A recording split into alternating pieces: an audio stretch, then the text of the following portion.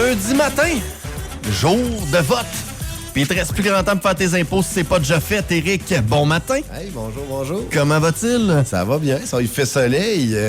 J'ai fini de pelleter mon banc de neige un matin, la tire est finie. Hey, sérieux, hier, c'était quelque chose. Hein? Hier, c'était la journée. Hier, ça avait été une journée de vote, tout le monde aurait eu le temps d'y aller. Le Canadien avait gagné au moins.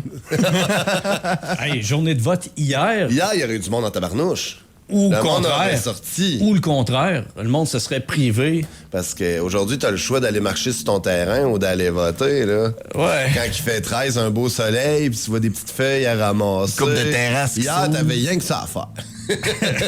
En même temps, sortir dans des conditions un peu périlleuses, je sais pas. Ben, en tout cas, allez-y. La première des questions, c'est aller voter, peu importe le parti pour qui vous voulez voter. T'sais. Moi, j'ai toujours dit, si tu votes pas, t'as plus le droit de chialer pour 4 ans. En tout cas, pas contre le parti qui est élu. Ça, c'est clair et net. Puis, c'est ça, à matin, je cherchais un peu l'angle que je voulais aller par rapport aux finances, par rapport, on sait qu'on a une journée d'élection, il faut en parler. Puis, je me disais, combien il y a de politique dans vos portefeuilles boursiers ou à quel point la politique peut influencer vos portefeuilles, genre sur les marchés boursiers, sur vos obligations, sur vos taux d'intérêt hypothécaires. Jusqu'à récemment, je t'aurais dit pas ben. Mais voir les frasques, tu sais, on se transporte chez le voisin, Elon Musk, Absolument. c'est mêlé de politique plus que n'importe quel autre ultra riche. Puis il a fait varloper pas à peu près le monde des finances. Ben, il a varlopé le monde des finances, puis il a varlopé sa compagnie. En plus. Puis il va être... Comment il va faire pour... Tu sais, quand t'as une... Là, il y a une étiquette là, qui est collée sur les chars quasiment. Tu sais, Tesla, moi, je pense encore qu'ils font des bonnes autos. Ça a été les pionniers là-dedans, mais d'aller dire que d'un coup sec, les Tesla, c'est rendu toute de la cochonnerie, puis c'est rendu... Là, ça devient comme vraiment politique, là. Fait qu'il il a fait mal à sa compagnie, il a fait mal à ses actionnaires, vraiment beaucoup. Fait que la politique, là, veut pas, est partout, genre dans vos portefeuilles, puis... ça fait déjà 2-3 semaines que je commence à avoir des appels de des clients qui me disent « Ouais, est-ce que j'ai de l'américain dans mes fonds? » OK. Ben, manquer les US, on sait que ça reste encore la plus grande économie au monde. Elle est très volatile aussi, là. C'est elle qui bouge up and down. Oui, OK, elle peut être risquée, comme mais... présentement, on s'entend que c'est eux autres qui dictent le marché, là. C'est en train de se calmer, là. Parce que moi, je disais au monde, tu sais, le monde, ouais, on va voir les élections au Canada, là, vous allez voir, puis qu'est-ce qui va se passer. Mais oubliez pas que le Canada, sur les marchés boursiers, c'est une... On est un petit joueur. Exactement. On est une là. Exactement. Puis les Américains sont un très, très gros joueurs parce qu'ils ont le fameux Magnificent Seven, qui sont les 7 plus grandes entreprises qui ont fait... L'année passée, on faisait rien à la bourse. On était dans un portefeuille prudent. On faisait du 11 là, de rendement. Ben, en tout cas, on faisait... Je veux dire, il y en a qui ont fait du 9, il y en a qui ont fait du 8. Peu importe, là, je dis pas de rendement, mais ce que je veux dire, c'est que c'était une année facile. Fait que là, cette année, on est dans une année qui est carrément un autre contexte. Depuis le début de l'année, là, ça a fait des grosses nouvelles, genre la bourse est encore en chute libre aujourd'hui. Pis... Une simple annonce mais peut faire varloper la bourse pas à peu près. Selon vous, en date d'un matin, là, depuis le début de l'année, là, le Dow Jones là, a fait combien de rendement? Ou a perdu combien depuis le début de l'année si on se fait à toutes les annonces qu'on a vues? Éric, moi, à se fier à tout ce qu'on a vu, journée catastrophique, Trump est arrivé au pouvoir justement en janvier et c'est là que ça a commencé à être le vraiment bordel, du moins quand il y a eu son assermentation. Là. Moi, je te dis qu'on est dans une baisse de 4 %. Parce qu'il y a tellement eu de nouvelles, moi, je vais dire qu'on est dans le moins dans encore. Dans le moins? Oui, hey. Je dirais qu'on est dans le moins. Je sais pas. C'est le techno qui tient le monde. Depuis le début de l'année, le Dow Jones est à moins 5,38 %. Quand même. Mais est-ce que le monde a vraiment fait moins 5,38 %? Non. Les portefeuilles, là, à moins que vous soyez 100 % dans des fonds de technologie, que vous êtes allé all-in là-dedans, vous en avez ailleurs. Vous avez une bonne correction dans vos portefeuilles. Mais n'oubliez pas qu'il y a les obligations d'épargne qui sont dans vos portefeuilles aussi. Un portefeuille diversifié, tu dois avoir des obligations. Puis ça, c'est protégé. Ben, les obligations, c'est comme... les gouvernements émettent une obligation qui va te donner tant de rendement. Puis quand les taux d'intérêt, quand les taux d'intérêt vont bouger, ben les obligations vont bouger en conséquence. Fait que dépendamment de ce que ton gouvernement va décider, ben la Banque du Canada, qui est supposée être indépendante, carrément du gouvernement, ce qui s'est un peu passé aux États-Unis la semaine passée, si vous vous souvenez. À un moment donné, Donald Trump, il disait qu'il allait mettre le gars qui s'occupait de la banque, la Fed américaine, dehors. Là, ça voulait dire que le politique se mêlait vraiment, vraiment, vraiment du monétaire là-bas. Ça devenait un problème. Cette journée-là, ça a été terrible, ces marchés boursiers. Là, le lendemain, il a dit, ben non, je l'aime bien. Il a réalisé, ça n'avait pas de bon sens. Puis oubliez pas que c'est lui qui l'avait nommé dans son ancien mandat. Est-ce qu'un changement de gouvernement... Bon, aujourd'hui, c'est jour d'élection. Ouais. Les sondages disent que probablement que les libéraux vont être réélus. Mais et toi, historiquement, quand il y a un changement de gouvernement, tu vois-tu une différence sur les portefeuilles à court terme? Non, parce que oubliez jamais, moi, j'ai beaucoup de clients qui m'ont appelé, genre, dans les dernières semaines, parce que justement, ça fait de la grosse TV, puis le marché est encore en baisse aujourd'hui. Encore, là, il y a un carré rouge dans le bas de votre écran, si on sait quel poste qu'on parle, puis là, c'est rouge. Puis il y a une journée, j'ai une madame qui m'a appelé, puis super gentille, puis je la comprends, c'est une retraitée, puis je serais inquiet, moi aussi, retraité, puis c'est pas mon travail. La première journée, elle m'appelle, je dis non, inquiétez-vous pas, votre portefeuille, on est en sécurité, on l'avait sécurisé, on avait pensé à ça. Votre portefeuille, c'est du long terme, c'est pas de l'argent que vous avez besoin demain matin au complet. Fait que ça, c'est le lundi. Le mercredi, elle me revient, elle dit, Eric, je suis vraiment pas bien. Elle dit là, qu'est-ce que je fais? Est-ce qu'il faut que je bouge? Faut-tu sortir nos affaires? J'ai dit non. J'ai dit ma réponse va être la même que lundi. Mais j'ai dit par contre, je vais vous donner une idée super bonne pour pas vous inquiéter par rapport au marché présentement. Savez-vous ce que j'ai dit de faire? Fermez votre télévision. Fermez votre télévision. Il n'y a rien de pire que d'être émotif. Hein? Puis cette cliente-là, overall, on est à 2% en positif cette année. OK, malgré tout, puis malgré... Parce que les obligations performent. Quand la bourse descend, les gestionnaires cherchent à aller acheter des obligations d'épargne, quelque chose de safe. Fait que quand le monde, il sort des actions, l'argent, il faut qu'il remette à quelque part. Fait que là, il essaie de racheter des obligations. Puis là, il y a des compagnies qui vont être obligées de commencer à se refinancer pour faire rouler la roue puis tout. Il y en a qui vont émettre des obligations, parce qu'il y a des obligations qui sont très, très sûres, sur le gouvernement. Tu as des obligations qui sont vraiment moins sûres, des compagnies qui sont plus à risque, mais qui émettent des obligations qui vont te donner beaucoup plus, parce que, justement, il y a un risque. Exactement. Le risque, tu sais, la sécurité, ça a un prix à la bourse, évidemment. Fait que tout ça pour revenir que, là, j'ai des clients qui me disent, moi, Eric, je ne veux plus d'actions américaines dans mes portefeuilles. Il y a du monde qui sont fâchés pour vrai. Puis ils ont le droit, puis je comprends. C'est leur conviction. Absolument, absolument. Mais là, ils m'appellent, là, Eric, je veux plus de US. Bon, parfait.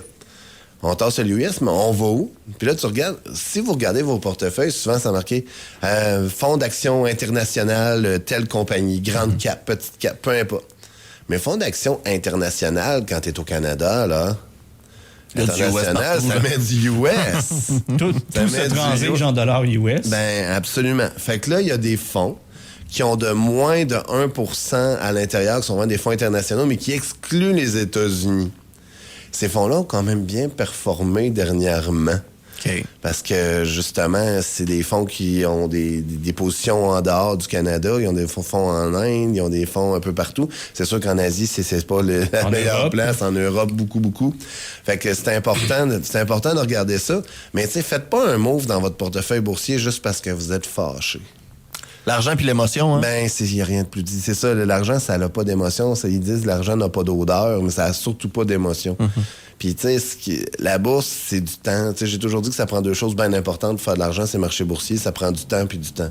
Si vous n'avez pas de temps, que vous n'avez pas de garantie, que vous n'êtes pas safe, allez pas là-dedans. Là, on commence à en voir. J'ai vu tranquillement qu'il y a des gens qui veulent commencer à faire du prêt-levier, là.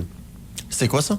Prêt-levier, c'est que tu vas emprunter de l'argent pour la placer, puis tu vas rembourser seulement tes intérêts sur ton prêt le temps que tu as fait ton argent.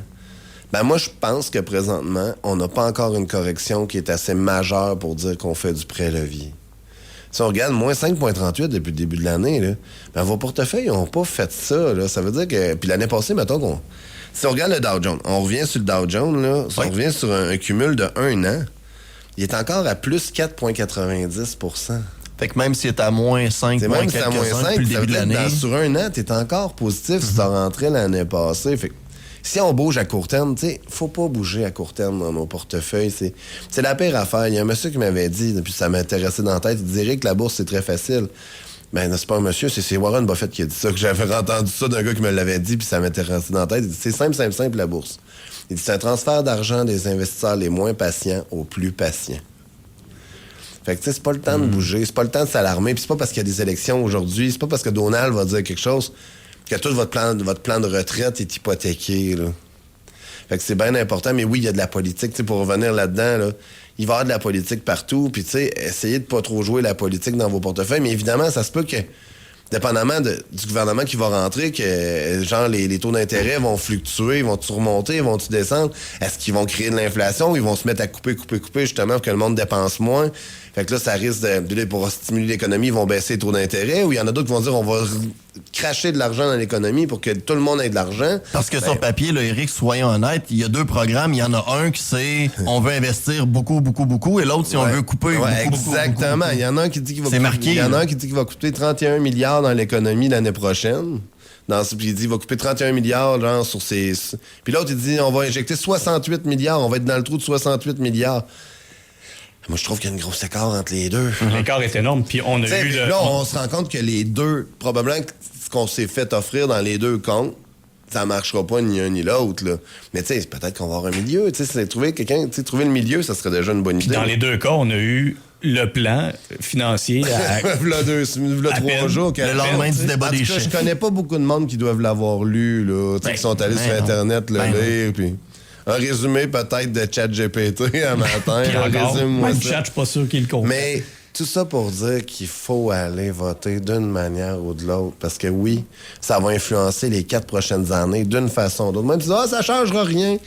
C'est pas vrai que ça changera rien parce que, tu sais, voter, c'est que ça donne une voix à quelqu'un. Ça donne aussi, on l'en jasait tantôt, ça va donner de l'argent au parti qui va être en opposition, qui va être capable de te défendre pour peut-être, justement, essayer de sortir les bébites que, genre, ils vont tout faire ce qu'ils veulent. Oui, mais s'il y a du monde qui dit non, ça n'a pas de bon sens ce que tu dis là, puis ça finit par passer à la TV, puis le monde l'entend, ou il y a des nouvelles qui sortent parce que l'opposition a les moyens d'aller fouiller, parce que quand vous votez, ben ça donne de l'argent. Chaque parti aussi. Fait qu'il faut pas l'oublier, ça, que... T'sais, comme dans n'importe quoi, l'argent, ça brasse bien des affaires. Puis souvent, le parti qui va gagner, c'est le parti qui a le plus d'argent. On jase de même. T'sais, Donald, quand il est rentré au pouvoir, il avait de l'argent. L'argent arrivait de partout pour être partout. Là. Fait que, tu sais, aller voter, c'est il vendait des calottes. Ouais, puis là, il a commencé à vendre ses nouvelles casquettes. Là. Ouais, le 2028, 2028. Trump 2028, ça va être incroyable. Mais tu sais, on se ramasse avec du théâtre un peu, mais il faut que ça reste du théâtre. Sinon, ça veut dire que tout ce qu'on pense, que le monde y croit que c'est maximum 2 mandats, ça change tout. Ça va être impactant. Fait que, encore là, c'est d'aller voter. C'est le monde qui va décider ce qui va se passer rendu là. Puis c'est ça, vos portefeuilles, pas de stress. Si vous êtes stressé, appelez vos conseillers, mais restez investis. Si on est vraiment, c'est pas... On est loin d'être en 2008 aujourd'hui. Là. C'est ça que Donald a donné un break de 80 jours. J'ai plein de monde qui dit « Je fais quoi? » Ben, on est encore sur un stand-by de son fameux 90 jours, de ses tarifs. Il va-tu dire dans 90 jours, finalement, j'ai négocié, tout est beau? J'ai gagné. Ouais, ben c'est ça qu'on sait pas. Fait que c'est pour ça qu'il faut pas faire de move trop rapidement non plus. T'sais, tout vendre demain matin, puis finalement, qu'il dit j'annule les tarifs, puis il y a une explosion de 3, 4, 5% les jours. Là, vous allez être dedans. Tu peux pas manquer ça, exactement. Ben, c'est ça. Puis faites pas de la bourse pour du court terme. Quand vous investissez sur les marchés boursiers, c'est pour du long terme. C'est comme ça que ça fonctionne. Bien important. Vous avez besoin du bon conseil. Vous appelez l'équipe, bien sûr, des bons conseils. Ouais, ça va nous faire plaisir. On va te souhaiter une bonne soirée électorale. C'est presque une ligne de thérapie, vous appelez, en fait. Ah oui. Ben, des fois, ça calme le Pour jeu. vrai, ça calme. Ce matin, si t'étais super stressé, t'étais en mode, OK, cash-in, c'est là que ça se passe. Non, absolument pas. Là. La gang des bons conseils, on peut vous retrouver aussi, Eric. Et toute ton équipe, passe une belle semaine. Ça reparle dans 2 semaines. Bonne journée d'élection. Salut. Yes, salut. Desbonsconseils.com vous a été présenté par Éric Veilleux et son équipe située au 135-25 boulevard Lacroix à Saint-Georges. De la naissance d'un enfant au transfert d'un patrimoine, différentes stratégies s'offrent à vous. Parce que chaque situation financière est unique. Vous devez vous assurer d'en tirer le maximum. Notre équipe d'expérience est là pour vous donner les bons conseils dont vous avez besoin. Communiquez avec nous au 228-72-24 ou desbonsconseils.com.